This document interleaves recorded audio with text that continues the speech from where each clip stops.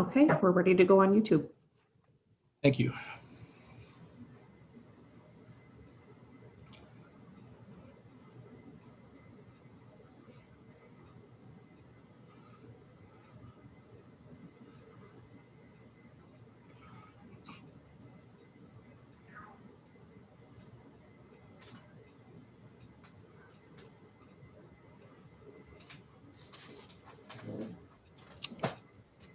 Hey, Curtis.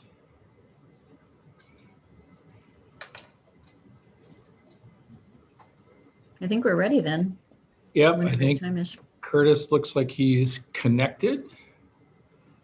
Oh, that's Frank. Frank Yep. is here. Joey, we're ready to start. Here.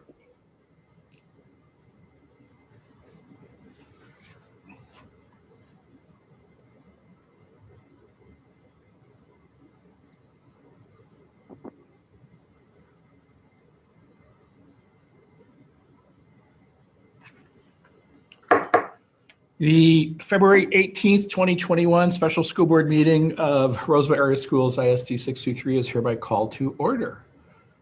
Clerk Johnson, could you please call the roll? Okay. Treasurer Goggins, Here. Director Chu, Here. Director Anderson, Here. Director Shaw, Here.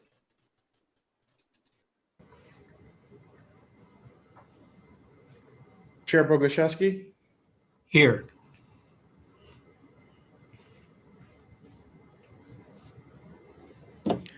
and Clerk Johnson is. Thank you, sir. Community input, it looks like we have no one present. And Michelle, just to confirm one more time, no community input was received by the district today. That's correct. Great. Then we can move right into reports and non-action items. And first up is just a brief update on our superintendent search process that's being spearheaded by Kitty and Rose. Director, whichever wants to take it away, Goggins or Chu, whoever starts. We were just going to share the chart that we used last time, or kind of the timeline we used, and update where we're at. The position was posted internally within our district.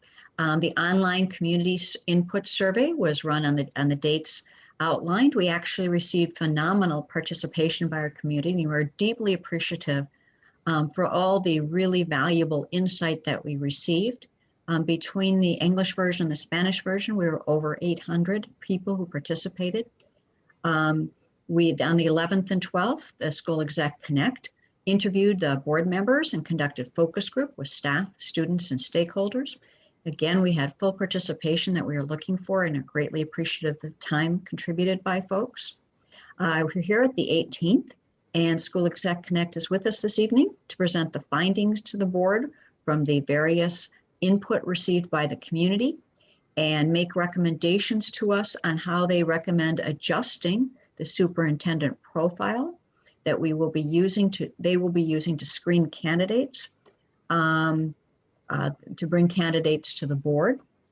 So by next week, the School Exec Connect will present candidates to the board. On the 23rd, we formally approve the candidates that will be interviewed. And on the 24th, the various focus groups and the board will interview the selected candidates. And we will potentially identify a finalist that evening, or we have another meeting set up, should we need it, on the 26th for a second board interview.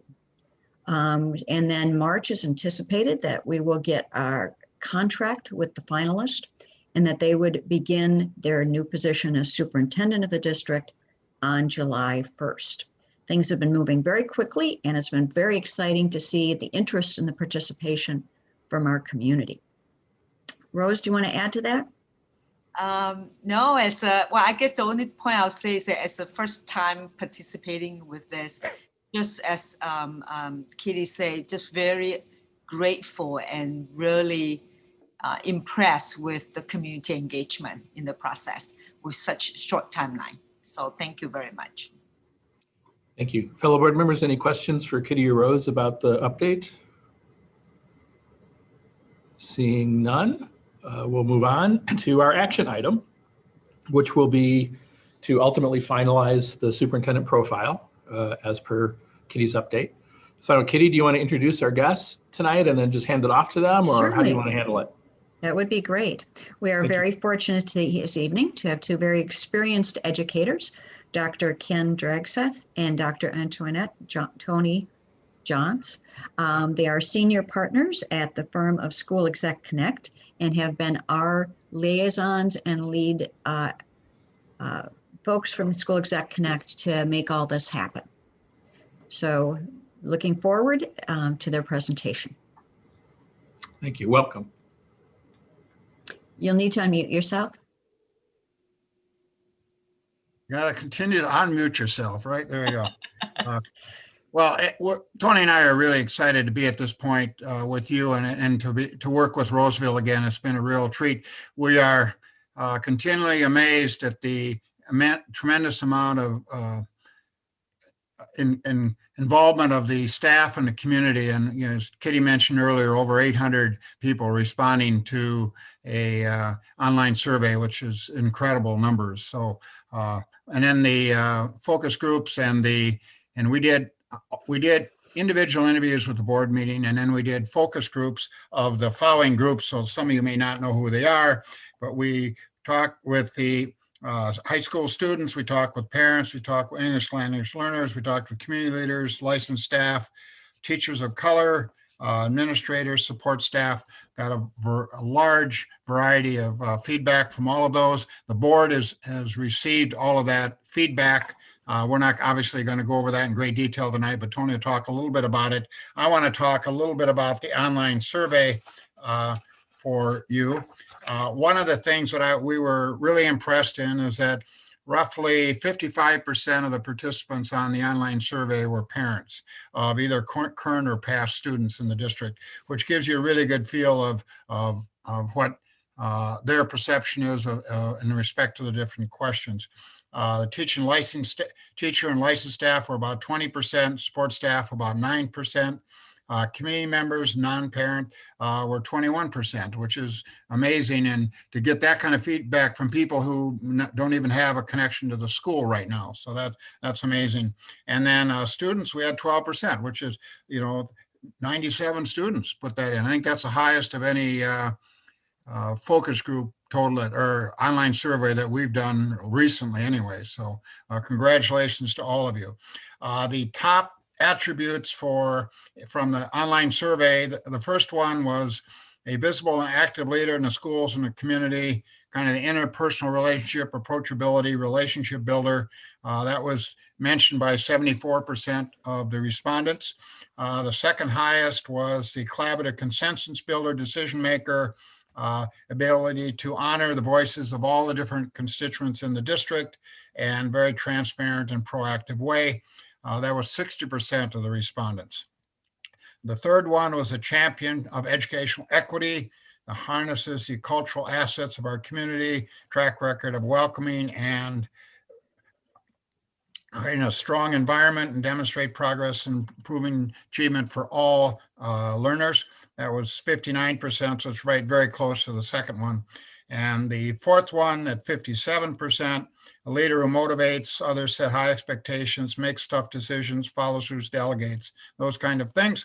And number 5 then is the visionary, strategic, instructional leader, solid background, curriculum instruction. That was 47%, so almost half the people felt that was very important. And school finance, chart a course of financial stability that you've had, about 37 to 38% of respondents in that one.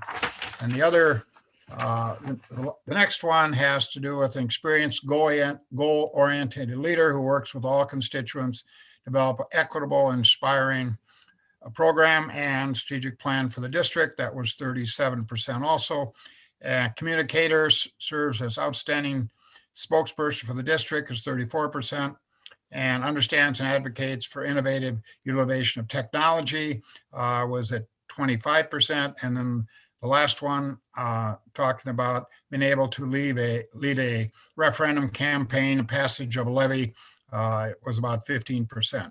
So from the Spanish version, we had one teacher, one student, and 8 parents. I'm just going to get a couple of highlights because the number of attributes they listed in there. But again, bringing teachers and parents together to collaborate in meeting the diverse needs, I think was very important. We heard a lot about the issue of diversity, the issue of accountability and getting things done.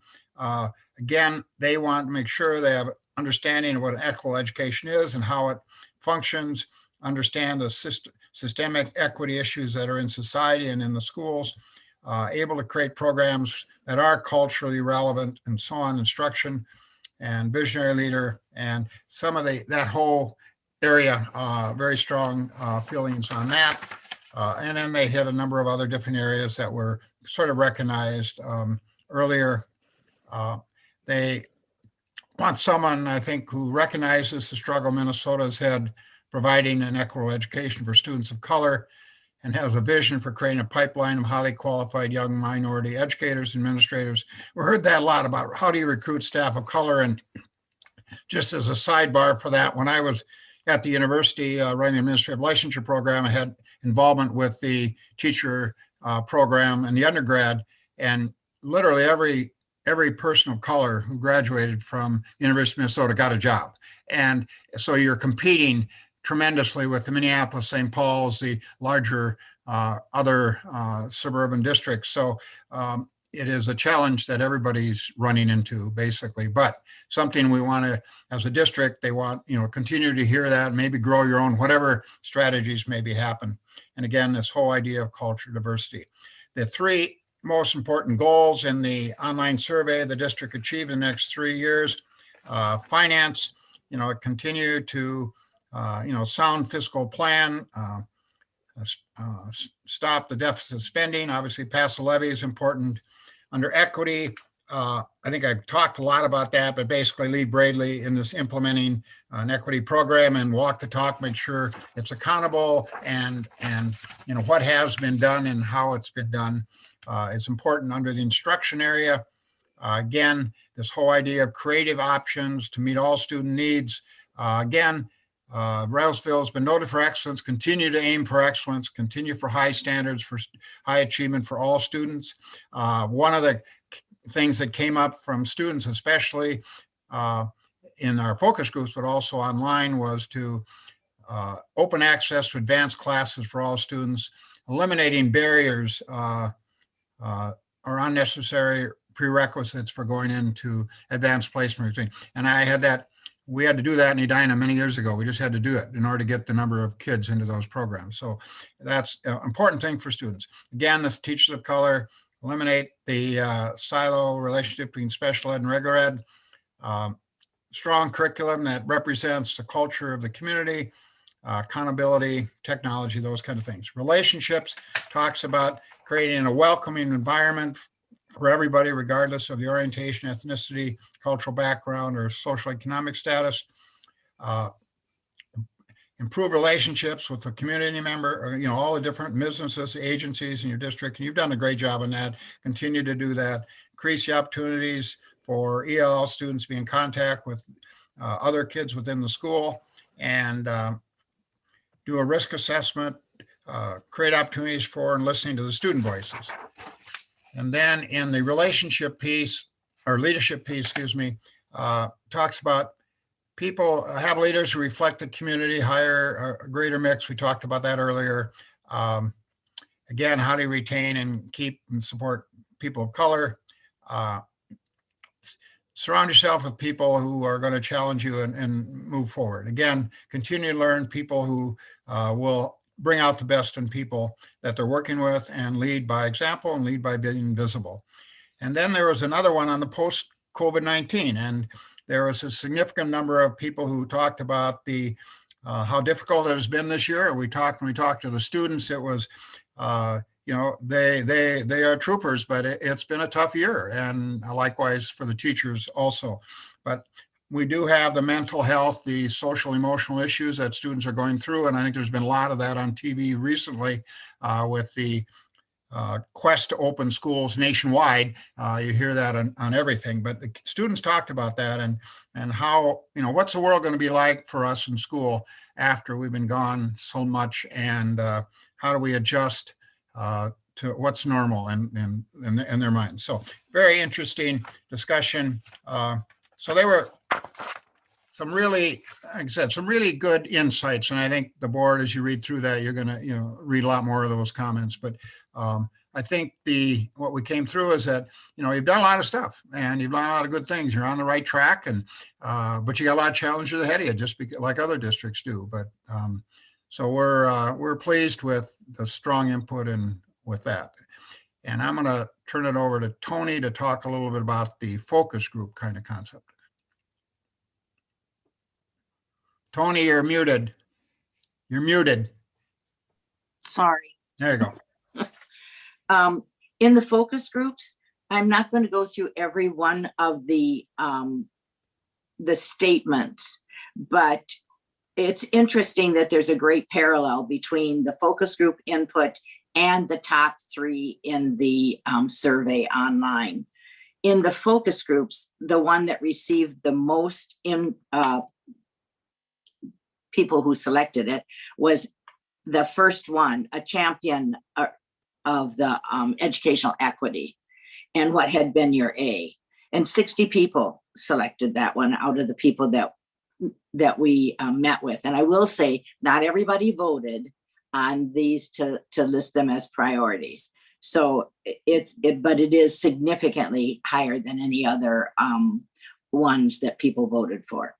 The second one that was tops in meeting with groups was is visible and active leader in the schools and community. What was your B?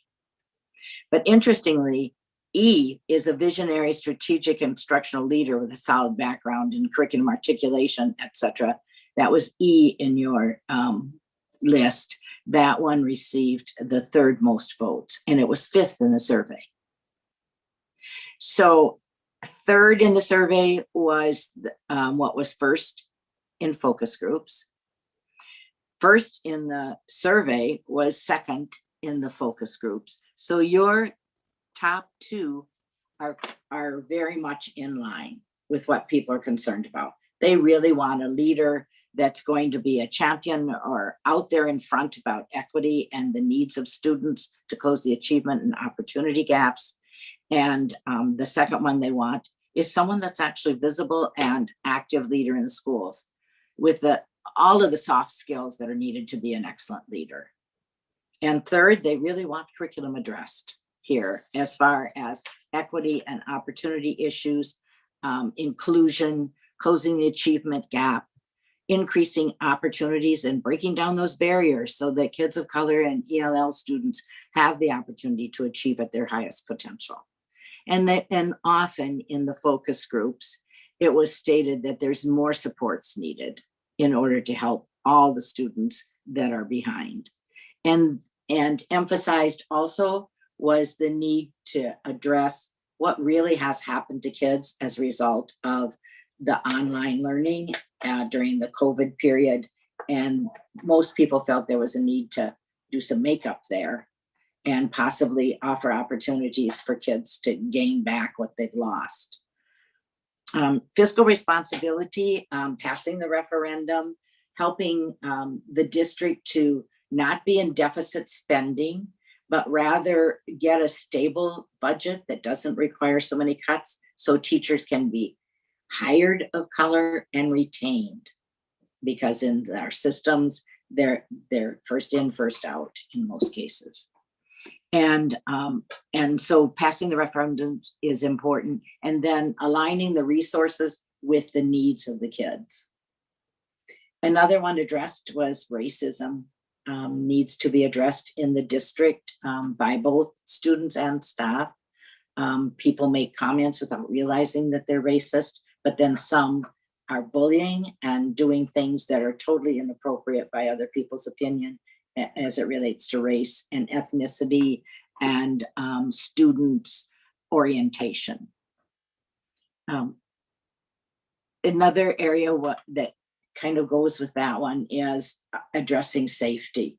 There were a lot of comments made about the emotional, social safety needs of kids, and that things go on in bathrooms and hallways that people don't see, and it really needs to be a more safe environment for children, especially at Rams. It was commented at Rams in the high school. Facilities, lots of people wanted facilities to continue to be upgraded, and Rams was the place spoken of most often too. Having faculty that's reflective of the community was critical, and reflective of the students, and able to inspire students to see role models. And then ELL, I think the most consistent thing that came out of the ELL is that parents want to be involved in their child's education. They want to support their child in school. And there's a couple reasons they're not able to do, well, several reasons. One, they don't have always the transportation to get to a school. Second of all, they themselves don't speak English well and could use more support in that area. And the other one is that because they don't speak English, they feel really bad that they can't help their kids with schoolwork, and they feel intimidated when they come to school. And part of that is that the culture that they were from wasn't a culture that you go to school and tell them anything. They were held in such high regard, you just took what they said and accepted it as the way things were. So there's a few barriers that are inherent in their culture, and other barriers that we as school districts can address. So I think that summarizes and shows the parallels between the two resources that we use, the survey and the group meetings and individual meetings. I'm done.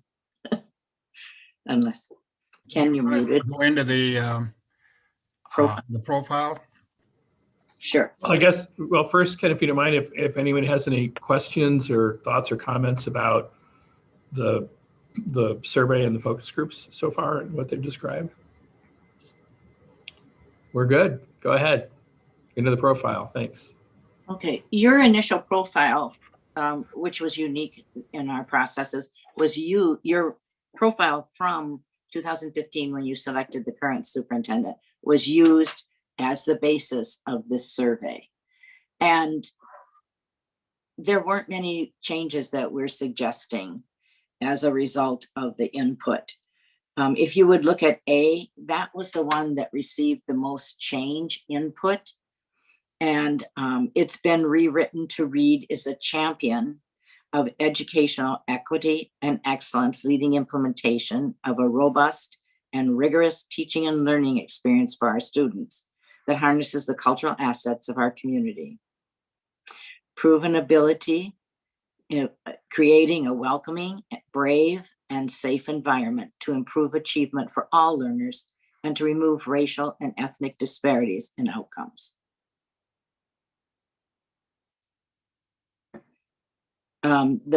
The other one, that the next ones really just have a couple of words. Down in E, which would be the fifth bullet, is a visionary and strategic instructional leader. The only change that's there is to use the word demonstrates continuous improvement versus values. There were comments made throughout about things need to be action. Their comments led us to believe, I should say, that that things needed to move more from theory or talking about them or developing policies and practices to actual seeing the outcomes and results. So we recommended demonstrates continuous improvement instead of values. Then down in G, suggested that you add in the second line, aspiring vision and strategic plan for the district with strong accountability measures and lead its successful implementation. And then in 1, there's just the word and, the next one in communication, excellent communicator, just adding a word and between speaking and writing. But in the last one, it was evident to people that this pandemic really showed the weaknesses, not just in a Roseville system, but in our country and the state about children's access to both hardware, software, and just being able to get online for at a level that will allow good instruction. Using the telephone of their parents is not the best way to get your instructional homework done. It's impossible almost. And so we added, based on all the input we had, works with the community to ensure that all students have equitable access and needed tools for effective learning. Now, we want to say too that these are not prioritized by we did not change the order.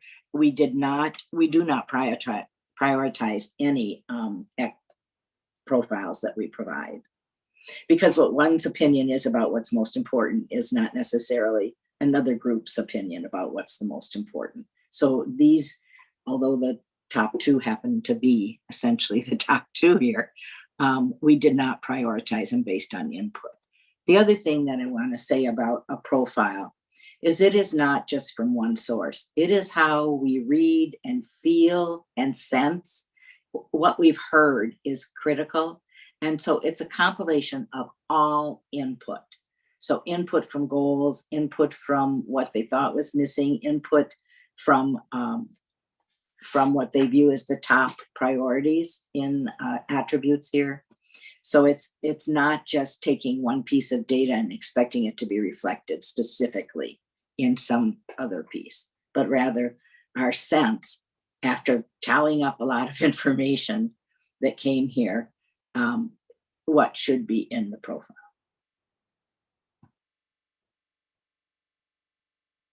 So then your recommendation, which then we can discuss and talk about, is the edited version with the added text and the edited text. Obviously, tonight we could modify it further if we chose to. We could just accept this as is. And then that's what will be applied by you guys as you review the applications once the application deadline has ended. Yes, and I might say that we did review this and have discussion with Kitty, and Kitty worked with Rose, I believe, on this. So we have had input from your subcommittee that you assigned. They wordsmithed it some more with us. Sure. Based on what we suggested. Yep, and they were tasked to do that, so that was great. Kitty. I would just like to say for any listening community members that the board packet this evening has the full report that they've presented. So if you wish to see that, or be able to follow visually what Dr. Dragseth and sorry, Dr. Johns. I'm used to calling you by the first name, so I apologize. Yes. That's okay. Put together that is available. And I also wanted to thank them because they worked in partnership with Rose and I in putting this together. And that's the only way we could have accomplished this amount of work in the very short period that has passed. And so just want to greatly thank and appreciate that they've kept us in the loop, gave us an opportunity to look at things as they came in so that we could proceed on a timely fashion with the board. Thanks, Kitty. And then I do have a question about the process that you use as you vet the candidates' applications against this. So obviously, as you review the applications, you look for things that indicate a good alignment with the profile. Is it kind of pass fail, or do you actually score the candidates against these? Will be something that we like. What will be? How do you do that, and then what will the board see? To reflect what you're thinking was. On Monday night, when we give you a little bit about each candidate, we're going to give you what we think are the main strengths of these versus against the profile. And, we won't talk about negative things, but we're going to highlight the ones that we see that how they match up with what I consider the most important ones of that anyway. And that'll be, like I said, a verbal thing that Tony and I'll assess the candidates against. Got it. And give you a good sense of how they match up. And my understanding is that at that meeting, they will still be referred to us as candidate A, candidate B, candidate That's C, correct. whatever. We will not get names or identifying characteristics or anything. Okay. That's great. right. Just because, as you know, the Minnesota Data Practice Act does requires that the board has to approve the slate before the names are public. And so because you are approving the slate the next night on the 23rd, their names will not become public until that night, the 23rd, Got it. even though we present it on the 22nd. Got it. Thank you. Other questions or thoughts or comments for either Tony or Ken or Kitty and Rose, having been part of the task force? Kitty? Could you comment on how the board will get information on the 23rd in terms of the candidates once the names are public? And what the community could expect to see as well? Do they get anything beyond the name, or is like the application, does that remain confidential, or how does all that work? The materials that we give you remain yours to hold as board members, and you shouldn't share that information with anyone. What we would also give you to be released would be a short summary of their education that they've completed and the positions that they've held in the past, and the districts, if you wanted. But we do not give out other information. So much of it is private data. And then what you'll get in a packet for after you've approved the slate will be what we've collected, and that is there'll be about a 5 to 7 page online application that covers all the different details of their professional and work career, plus answering questions that we have given to them to respond to.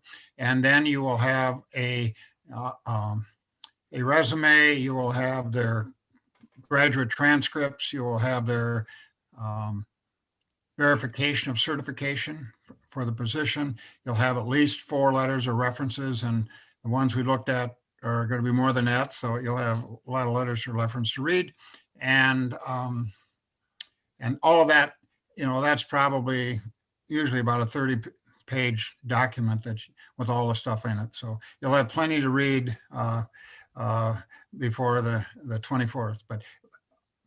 and you'll get that on the 23rd after you've approved your slate. Yep.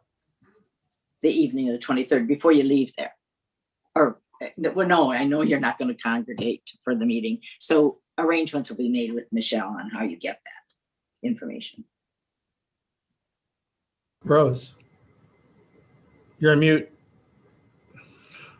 I just have a process question. So when you, and being new to this, so you present on Monday, the candidates. So we don't make a decision on Monday to approve the slate? Well, you either, typically what boards have done, and you're a little bit different, okay, and that is the presentation of the candidates is usually at a board meeting where you'll approve the slate. So it's usually that night, okay? Now, we can always not do the 22nd and do the 23rd and put it in one night, but that's your choice. So if we present on the 22nd, people are going to watch that, and I suppose make conjecture on whatever, it's a little awkward to have a gap between one night and approval and another night. But it can work. So I guess I now that I hear this, so what was our rationale as a board to have 2 different nights? I'm just wondering out loud here. I think what drove us there was that the agenda for this Tuesday was pretty full. And to add an hour or more for candidate presentation was a concern. But we could say, I'm assuming that we could still change it if the board so chose to combine the 2. I don't know how fully you believe the agenda is for Tuesday, Mike? It would. possible? I guess my question is not even the extra meeting, because I get about the fullness of Tuesday. It's about the decision that I don't. If I were going to, if you, pardon me, but if I were to make a recommendation to you, I would have you do it the same night. I would have you, we can do it on Tuesday night, and we can do it within, 45 minutes, an hour at the most. And then you are announcing in that night who the candidates are. You get everything. People are going to have conjecture going from Monday to Tuesday night. Right. They're just, it's going to as much as be a public thing, because it's an internal search. So And, yeah, and and accepting the slate is just that. We hear what you say, right. and we vote to You say, just yes, vote we quickly, accept and these that's it. That's it. candidates. Yep. There's that's no right. deliberation, there's No, nothing. no. It's a simple move. Right. And Yep. because hypothetically, if this were an external search, it could be that you present Right, 20 yeah. candidates Right, and we might right. only accept 5 for That's interview. right. Yeah, you may have a debate on That's that. why you go through this step. Okay, so if it is only a handful of candidates, we may just accept all of them and they would all get invited to interviews then the next day on the 24th. Okay. Right. Well, I mean, I don't know. I guess how do my fellow board members feel about that? I don't know that the agenda on Tuesday is that packed. I think the thing that might get added in that wasn't on there before is just the update on the back to school plan, given the governor's announcement the other day. And I know that Aldo and his team are going to be meeting with the parent groups and the RDR group and all that, over the next several days. But if we're So- comfortable with having that added into the Tuesday meeting, then we could eliminate the meeting on the 22nd and simply do it on the 23rd and accept them that night. Todd? Would that be like something we could add to the studies session? It's a studies, oh, no. this No, isn't we'd a have to study do it session. in a real, we'd have to do it in a That's real right. That's right. meeting because it's an action item. That's right. We'd have to add it as an Yep. action item. Yeah. And So, there's still time. Today's Thursday, so we could get it on the agenda changed tomorrow so that it would go out with the 3 days so that we could add it to the action item on Tuesday night. I guess Right. I'm sorry. still, so another option. I guess I'm wondering. So that's one option. Is there an option? I'm not saying yes or no to it, but another option is, why is it that we are not? Why couldn't we vote on Monday? Is there a reason why? What do you mean vote? You mean vote Like, on? or approve the slate on Monday? I mean, there is a part of me that actually, sometimes our meetings are so long that Yeah. it's really We long. can. The way it's set up now. Oh, I see what you're saying. Yeah, because Get the way it's presented set on up, we Monday don't vote till Tuesday, and approve the slate on Monday, Monday. and then not require Any basically action on it on any Tuesday. action on the search on Tuesday. But that would make it public on Monday, right? So is Yeah, there a problem with the date gap? I don't know. I'm just asking. Plus, I'm not sure. That's not. I don't know if is it 3 calendar days or 3 working days that we need to post changes. I think it's 3 calendar. I think you might have a difficulty on Friday to Monday. Yeah. So I think we could Oh, flip. because we didn't say so on. Right. So on Monday we just say that we are presenting. We didn't say that we are we are approving. Right. Yeah, I did not catch that. Wow. Okay. Until now, I did not know that. Did not know I that. think we're all learning this right now. So Yeah. I then did not know let's go back to the question. Do we want to just combine the presentation of the candidates and the potential approval of the slate and do that all on Tuesday within the regular meeting date? So does that mean it's going to be another 4-hour meeting? Well, I think we just heard it'd be about another 45 minutes. Yeah, I think we Probably at the- we'll be efficient, but we're not going to have a large number of candidates. Let's put it that way. And I say that it's not even about you guys. It's just that our meetings are usually already 2 hours. So you're still talking more. about 3-hour meeting. It's still going to be, yeah. I think, again, I'm pushing into the board stuff and I probably shouldn't, but I think for credibility wise, you ought to have the presentation and the approval at the same night.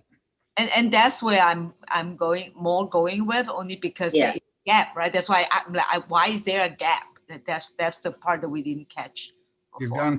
You've done such a good job of being very transparent and being very open with the public, and you don't want them to say, well, why didn't they just name them? They talked about them. We know who they are, but we now publicly don't know.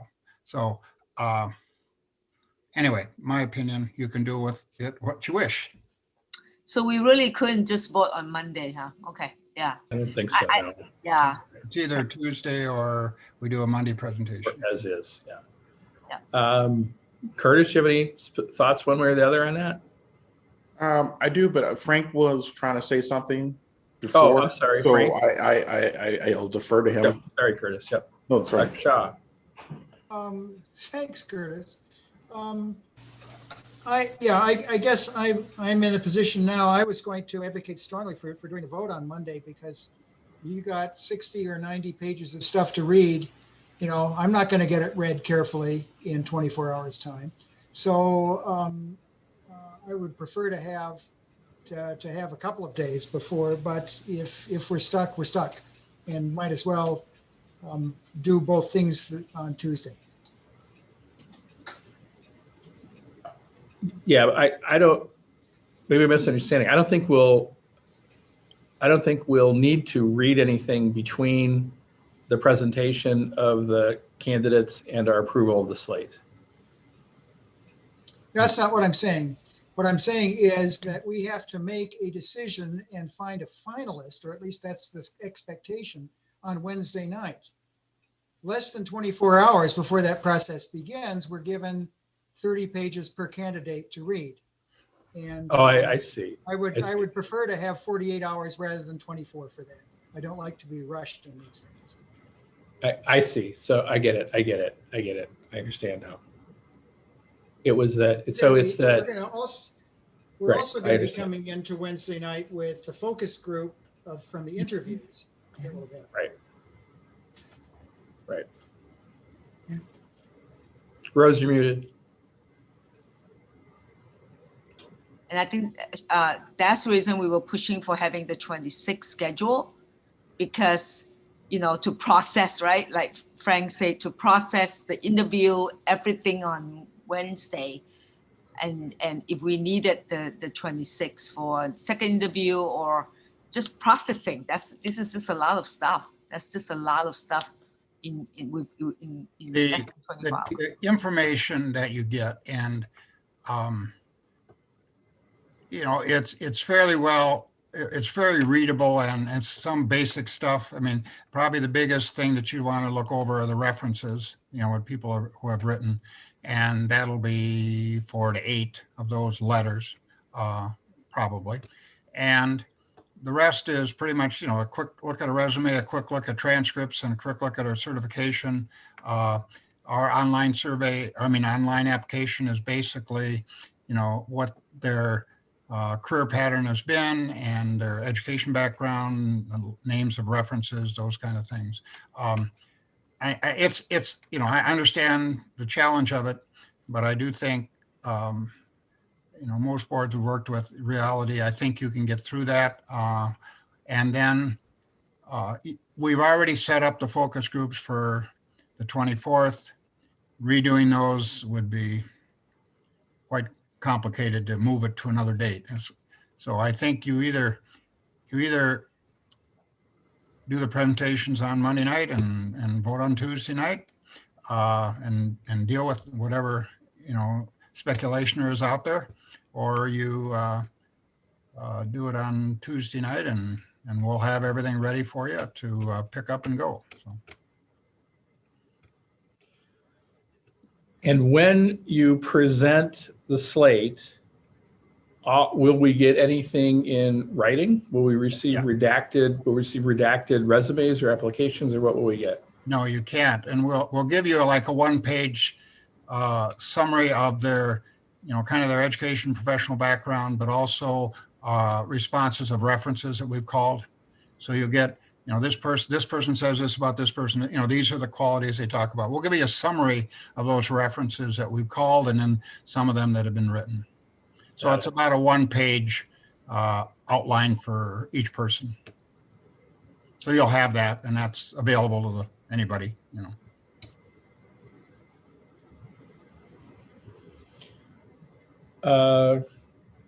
You know, Curtis, let's go back to you, since you graciously allowed Frank to get in like he'd been trying to do. I apologize, Frank. Okay, you know, the I think the smart thing to do at this point is to do it on Tuesday. And I you know, under completely understanding Frank's concern. You know, that's that's legitimate. But I think you know, we started down this path trying to be as transparent as possible, and I can just hear the emails coming through between Monday and Tuesday. You know, hey, why didn't they announce them? They're playing games with the search and you know, whatever, and it's just, you know, search exec has done a tremendous job. I've went through that exhaustive list of comments, and you know, and you have you both did a really good job of summarizing all that good stuff, and so I am going to defer to you know, your suggestion. Do it on Tuesday. So yeah, and just get it and just knock it out. And you know, if our stuff's a little long, if our meeting's a little long, it's another long meeting. So I mean, our meetings can be long on you know, when we don't add things. So that's fine, and we can front load it, and we can do this you know, earlier in the meeting so that, you know, we get it done, you know, so that people who are really interested, I think the people who will be logging in, a lot of people who will be logging in this time, that's what they're going to want to see. So, you know, let's let's give them what they want, and then we can move forward.